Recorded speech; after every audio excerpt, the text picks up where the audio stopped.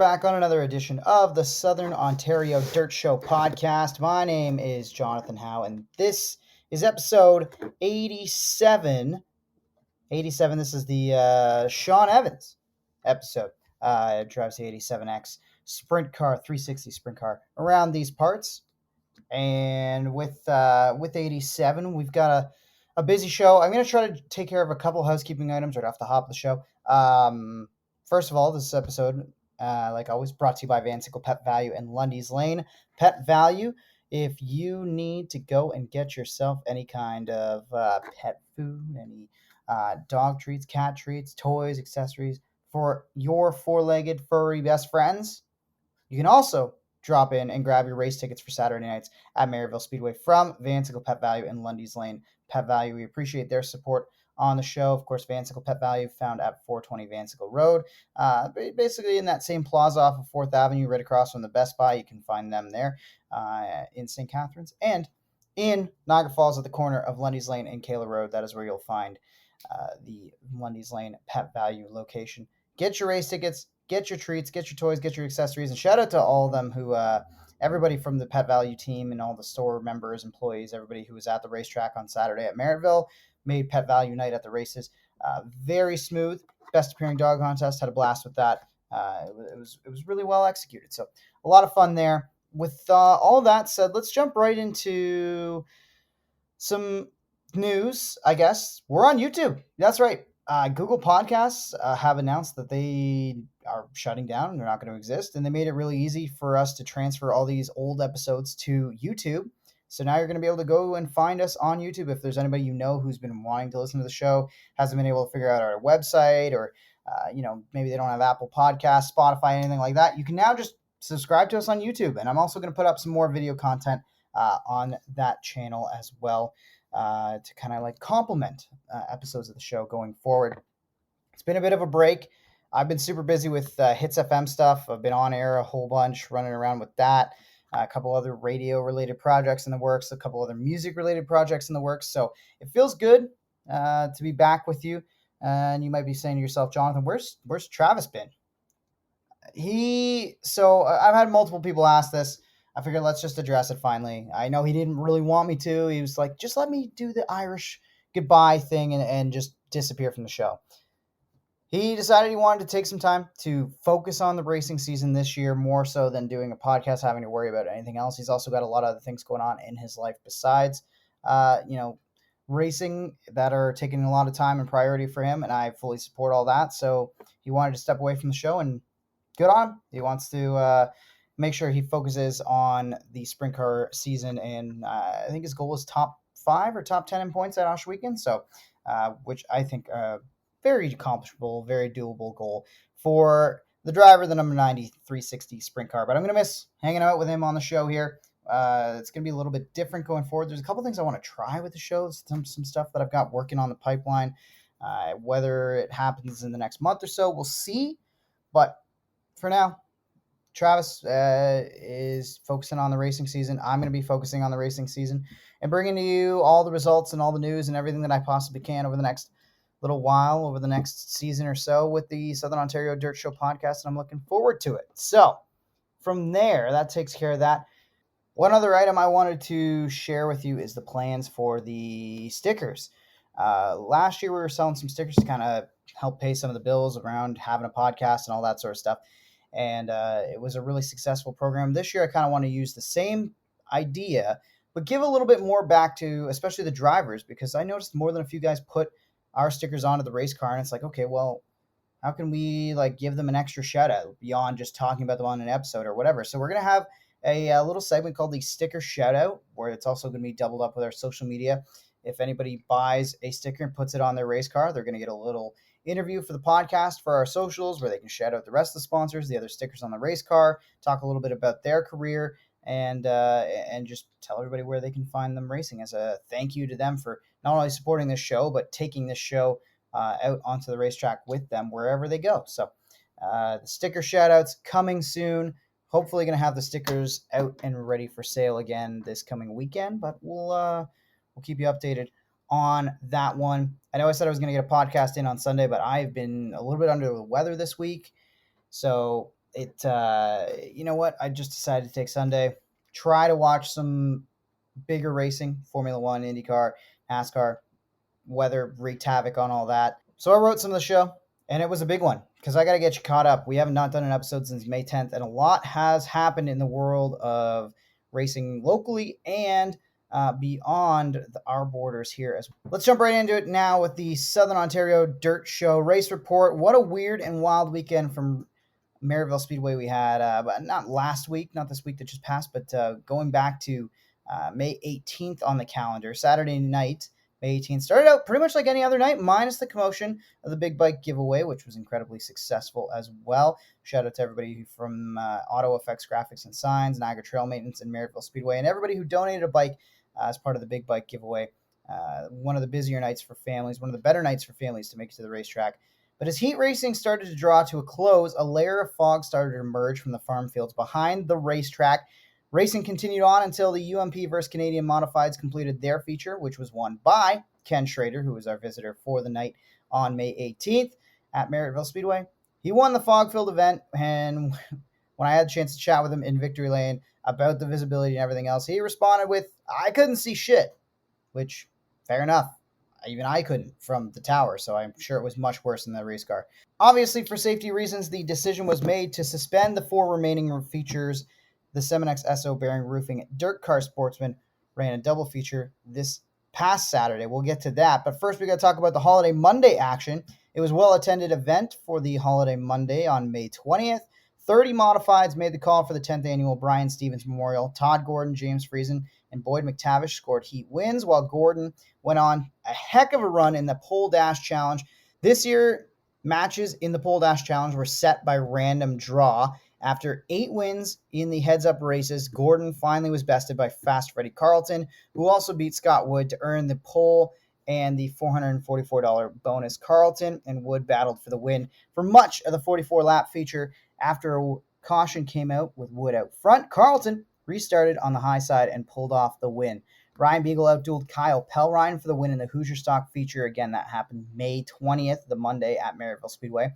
The Northeast Late Model Alliance were in action at Merrittville Speedway on the Holiday Monday as well. It was a battle of the locals versus Brighton Invaders, and the Invaders came out on top as Nathan Rinaldi bested the field with Brian McDonald and Adam Turner rounding out the podium. Tyler Winger had an impressive win in the Rona Deutsch Mod Lights, even holding off Brent Begelow and Josh Slater on a late restart for his first win of the year.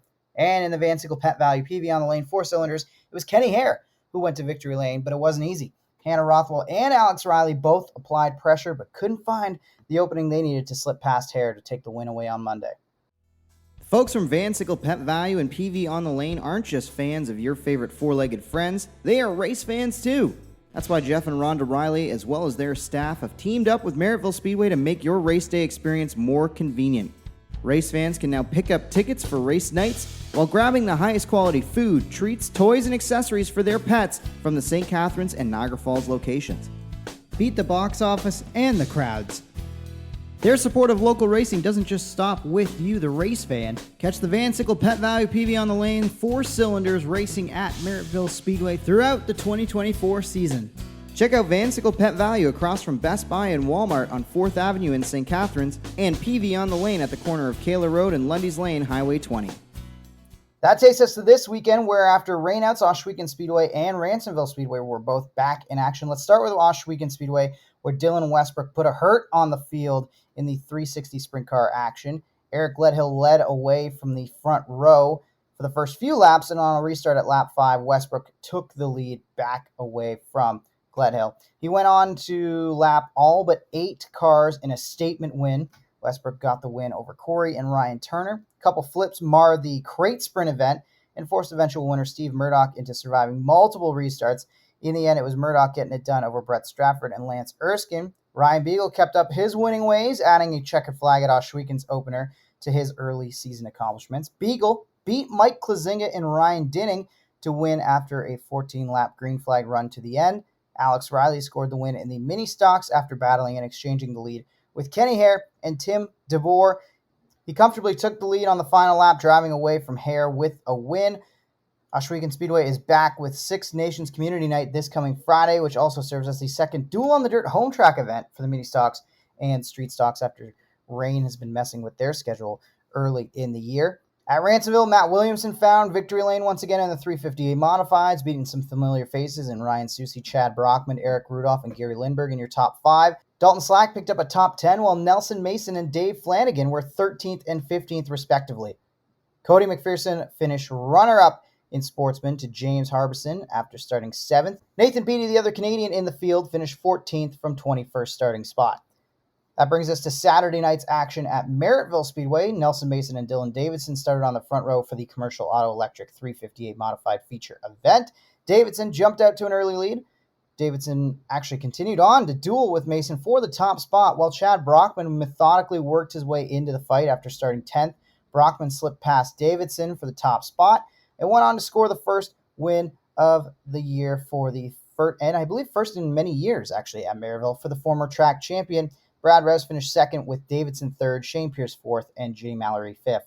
It was a double feature night for the Sportsman, and it was swept by Cody McPherson. After a caution on lap 14, the cream began to rise to the top of the leaderboard, with Cody McPherson finding the front. He led much of the second half of the feature while being pursued by Brett Senek. McPherson did enough, was able to hold off advances from Senek to score his first win of the night. Curtis Friesen third, Billy Bleach Jr. and Noah Mamo completing the top 5 in that one. In the second feature, McPherson had a much tougher drive through the field after starting out back in 15th position. Mitch Dumont controlled much of the early part of the race and even built up a 3-second lead, which was erased on lap 12. McPherson completed the double after getting Dumont on the restart, winning over Dumont, Brett Senek, Adam Leslie, and Taylor Van Der Zanden. How about the heartbreak for Mark Fawcett, who had a great duel with Dave Bailey in the end of the Hoosier Stock feature? The two drag raced their way to the line, with Bailey winning by 11/10 of a second. That's the second photo finish Fawcett has lost at Merrittville Speedway in as many years, after dropping one to Ron Logie in 2023. Kyle Pelrine, Jason Fontaine, Rob Murray all picked up top 5s. RJ Pitts had a wild ride in the Rona Deutsch Modified Lights after it appeared one of his wheels came off in the middle of 3 and 4. Brent Bigelow scored the win after surviving multiple restarts, beating out Josh Slider. Lastly, we had an awesome breakthrough family win for Sean Cuse in the mini stocks. Sean has been splitting time with Sierra Cuse in the 7C, while Braden Cuse runs in the 7B. Two very iconic Volkswagen Bug race cars in the mini stocks. And this win, I believe, was the first in over a decade of racing at Merrittville. It almost didn't happen, though. Cuse was ruled to have jumped the start, moving from 5th to 3rd before the green flag on a late restart. However, another caution allowed Cuse to serve a 2-position penalty before race's end, and he worked his way to the front in the remaining laps to win over Josh Dimitro and Randy Allway. We'll be back at Merrittville Speedway this Saturday for a really special night. The Ivan Little Memorial Race will have over $61,000 in prize money up for grabs, with the 358s paying $6,100 to win in honor of Driving Ivan. Sportsman win will pay $4,000, and a Hoosier Stock win pays $2,000 on Saturday, June 1st at Merrittville Speedway. The Super Dirt Car Series finally got back in action yesterday with the Heroes Remembered 100. Matt Williamson made it back-to-back wins at Weed Sport again, grabbing the checkered flag after starting 7th. Peter Britton and Stuart Friesen were on the podium, and Welland's Dalton Slack scored a top 10, finishing 10th, just ahead of Quebec native Felix Waugh.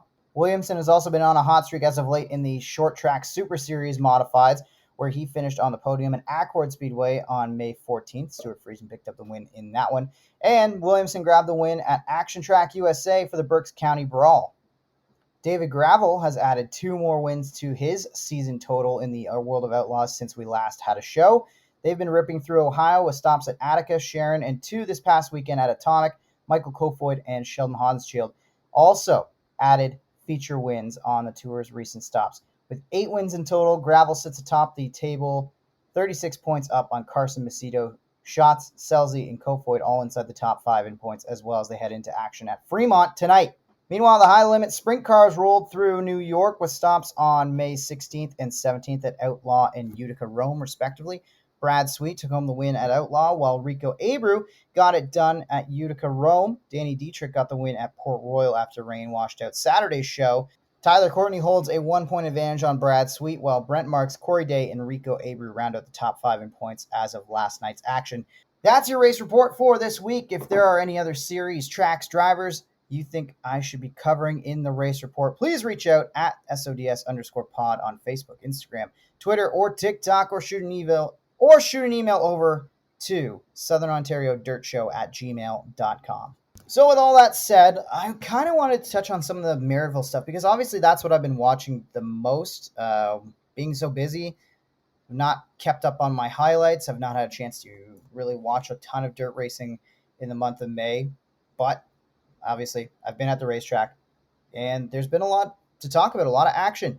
Big pile up in the 358 modifieds. I think there was like 6, 7, 8 cars in total that were involved at one point or another. Now, I was scrolling through TikTok this morning. I got tagged in a post here. Let's see if I can bring it up. This was on my personal account, not on the podcast account. Who was it here? It was the Merrittville Interviews account on TikTok, which I'm not 100% sure who exactly is completely behind that. It just says Saturday Night's Checkered, driver fan interviews. 3 girls run this account. And they tagged me in the post to showing like how the, I guess, big wreck got started. And I think I might have to do a full-on like deep dive video, kind of similar to what we did with the incident to start the Southern Ontario sprints at Merrittville.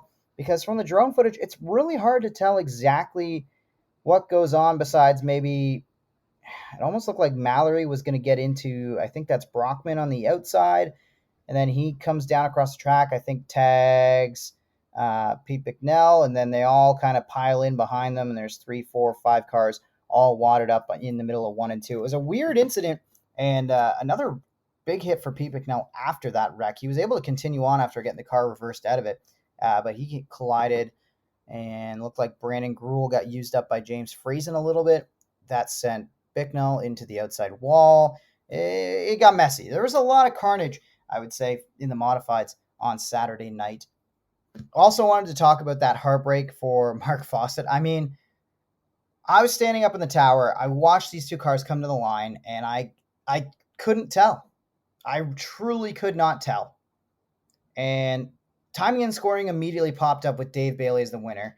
But anytime it's that close, a little, inside baseball for you, something what we decide to do is we actually will measure where the transponders are on the race car to make sure that they're in the same location and that isn't what affected the outcome of the race. Because if you put it like a little bit further back or a little further forward, that might change how you hit the stripe and maybe you can make it look like you were ahead of the stripe according to timing and scoring when you actually weren't. But in this case, Bailey and Fawcett actually had their transponders in the exact same location on the race car. Bailey deemed the winner by 11/10 of a second. And what are the odds, right? What are the odds that Mark Fawcett loses 2 heartbreakers? I'm pretty sure it was Fawcett that lost it to Logie last year. Maybe I'm misremembering and Fawcett actually got the win in that case.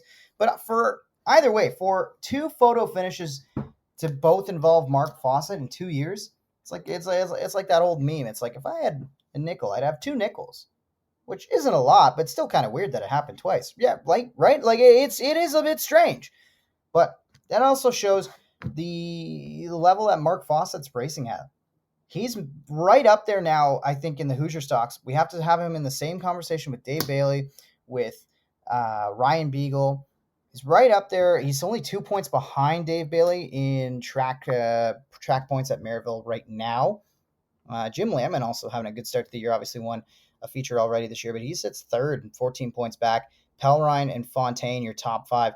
Ryan Beagle sits in 7th in points, 52 points back. We'll have to keep an eye on the big dog because he might find his way up there. And the other one I'm watching for is Pete Reed. I think he's got a new race car. I haven't had a chance to actually catch up with Pete with what's going on that race car, but I believe he's had some gremlins to start. Obviously, a new paint job. Looks awesome. I love the way that 05 car looks this year. But yeah, Hoosier stocks continue to be my favorite division at Merrittville Speedway, and I highly suggest you go back and watch some of the racing.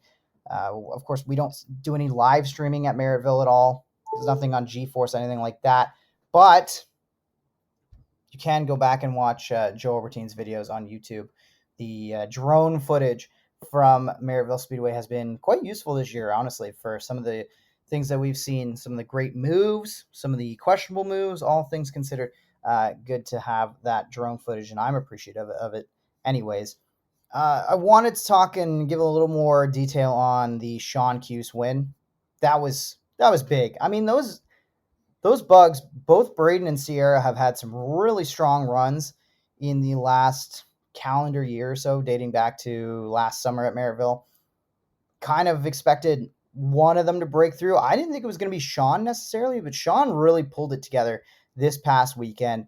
It was a great drive up through the field. I'm trying to see. Let me see if I can scroll back to where Sean started in this one. So he started 13th. So a lot of speed in that 7C bug.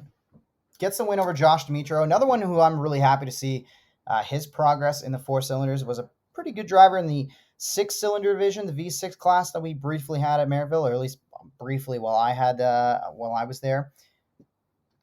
Randy Alway, everyone keeps telling me he's going to be the first Mustang to win, and probably almost could have pulled it off on Saturday night as well. He looks strong. Hannah Rothwell with another top 5. I think that's back-to-back top 5s for her now.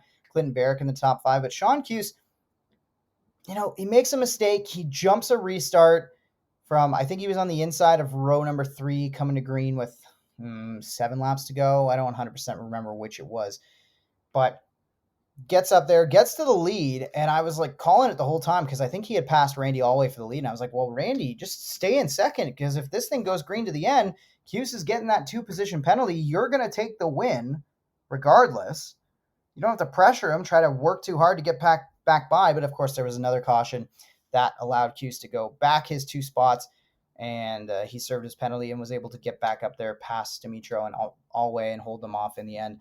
I'm going to maybe reach out to the Cuse family and see if I can track them down for a conversation on this podcast in the not too distant future, because I feel like they got a very unique story, and we don't see too many Volkswagen bugs around the racetrack these days, and they've got 2 very competitive ones in their squad, in their team. So I would love to talk a little bit about that going forward.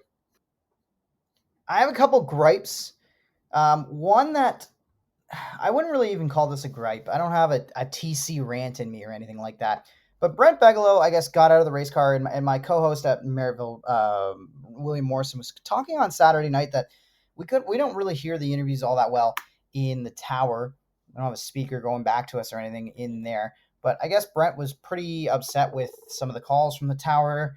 Was pretty upset with, I guess, some of the warnings he received for jumping restarts. Thought there was some gamesmanship being played against him.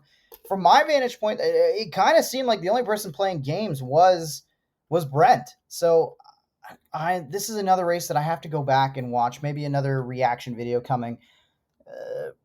But I'm definitely going to go back to the drone footage and see what was going on. From our vantage point, it kind of seemed like, there was one restart where Brent jumped early, if not 2 restarts where he jumped early.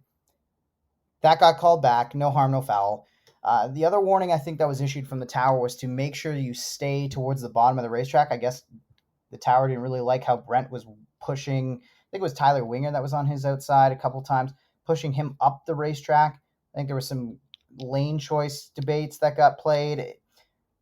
I don't really want to speak on it because I'm trying to remember back to Saturday, and I can't really remember any overly egregious behavior for Brent to be upset about, or for anybody to be upset with Brent about. Like I said, there was definitely one restart where he jumped, but it got called back. It all got sorted out. No harm, no foul. We'll see. But I will get to the drone footage this week, maybe do a reaction video, or at the very least have a watch for myself and just better understand whatever the hell was going on there and what Brent was so upset about. And you know what? Maybe I'll come back on this podcast next week and be like, oh yeah, no, I know what Brent's upset about. Or maybe I'll still be just as confused there. The other thing I wanted to,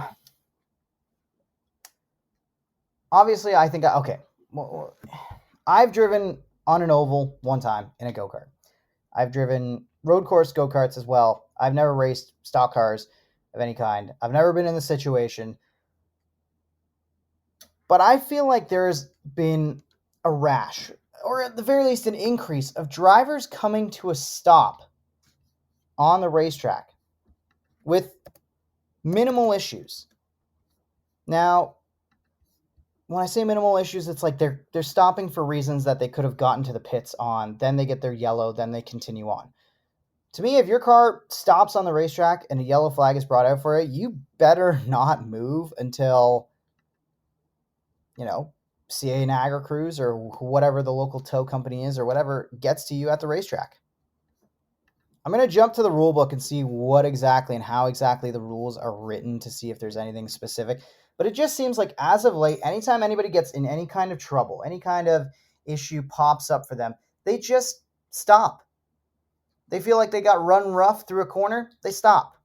They feel as though, they need a caution to get a reset, they stop on the racetrack.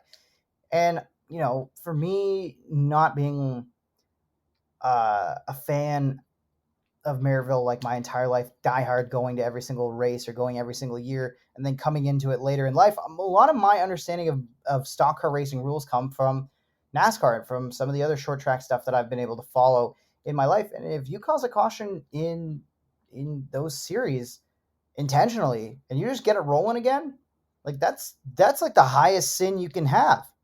That is the number one, don't do that caution. We will park you for bringing out a yellow and delaying our race. Delay of the race, arguably worse than delay of game in hockey. That is the bigger penalty to pay. So I'm going to check the rules here. Give me a second. Let me do some reading here, and then I'm going to jump back on and see if there's anything that I can identify with that maybe some of the ones we've seen have been violating. All right, so I'm in the Merrittville Speedway rulebook here, and I think, basically what I'm looking for, and it's a little bit clear as mud. So if you go want to see this for yourself, you can go to merrittvillespeedway.com, and I think it's under the driver's info. There's the rules, and I'm in section 11J. It is accident rules, and this line here: if a driver deliberately, at the discretion of race officials, causes a caution, that driver will be disqualified and black flagged for that race. And I don't know. The fact that it's at the discretion of the race officials is where it gets complicated, because you always want to give people the benefit of the doubt. I want to give people the benefit of the doubt while I'm calling the show, but I just feel like there's been more than a few instances already this year at Merrittville and at some other tracks and stuff that I've seen where the conduct is, you find yourself in trouble, you just stop on the racetrack and you'll be able to get going again. And I'm just I don't know if maybe I'd just be a lot harsher with the rule book or what it is, but I would be super aggressive in calling that, because I don't, we're already struggling with shows running long because the car count is good this year, and that's a good problem to have. I would much rather have 20 to 30 cars in every single class and having a little bit of a longer show than having 10 cars, 12 cars, 15 cars in some divisions, and we just zoom through them with no incidents. Things are going to happen. I understand that. But I feel as though there's been a few drivers that have just seemed to be hitting the panic button as soon as they've got some kind of issue or something happens and they stop on the racetrack. Maybe at the very least, if you stop on the racetrack, you have to go into the pits and report why you stopped. Even if, like, say your car pops out of gear or something, you come to a stop, you get it back in, you don't need the help of the CA Niagara Cruise. I understand that. That's fine. That's fair. That happens. But now you have to go into the pits and you have to tell an official what happened, explain your case, and just quickly. And then if the rules officials report back to the race director approves the stoppage, good to go. You can rejoin at the tail after bringing out the yellow. Something like that. I don't know. Maybe I'm making a big deal out of nothing here. If you've been to Merrittville Speedway, if you've been to any racetracks lately where you've noticed an uptick in cautions for solo incidents or cars just seeming to come to a stop and then be able to get going again, let me know. At SODS_pod, that is where you can find us on social media. Let us know how you feel about the intentional yellows that seem to be brought out. Some of the I don't want to say it's a rash of them just yet, but it seems like it's happening more and more where drivers are just getting to the point where they need a caution and they just cause it themselves, which, again, according to the rule book, should be the end of your race if you're just causing it for no good reason or however it might be. We'll see how it plays out going forward. got a busy race weekend coming up.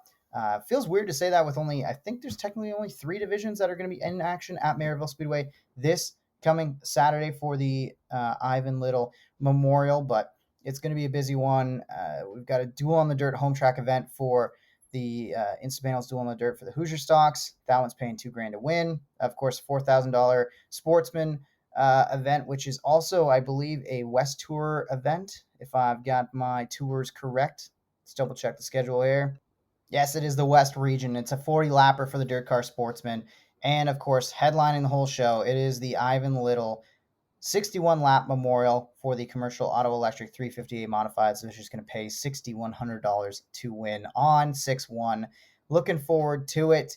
And we'll see you at the racetrack again. SODS_pod. Follow us on YouTube, Spotify, Apple, wherever you get your podcasts. Share it with a friend. And those stickers are going to be coming out soon. My name's Jonathon Howe. You can find me at Jonathon on air. And we will chat probably later this week or maybe slightly after the race week with another edition of the Southern Ontario Dirt Show podcast. And the checkered is out on another episode of the Southern Ontario Dirt Show. Like what you hear, rate, review, and subscribe wherever you get your podcasts. Connect with us on Facebook at Southern Ontario Dirt Show or find us on Instagram, Twitter, and TikTok at SODS_pod. Have a question for the show? Email us, southernontariodirtshow@gmail.com. Thanks for supporting local racing in Southern Ontario, and we'll see you at the track.